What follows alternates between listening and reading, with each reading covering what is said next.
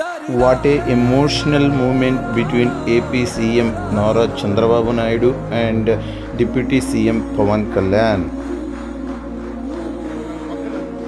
ఇది నేను ఆయన పక్కన పెట్టుకుని చెప్పాలి. ఆయన నలిగిపోయారు. జైల్లో చూశాను ఆయన. పాపం భువనేశ్వర్ గారి బాధను చూశాను. నేను అనుకున్నాను, అమ్మ మీరు కన్నీళ్ళు పెట్టుకండి, మంచి రోజులు వస్తాయని చెప్పిన మంచి రోజులు వచ్చి వారికి మనస్ఫూర్తిగా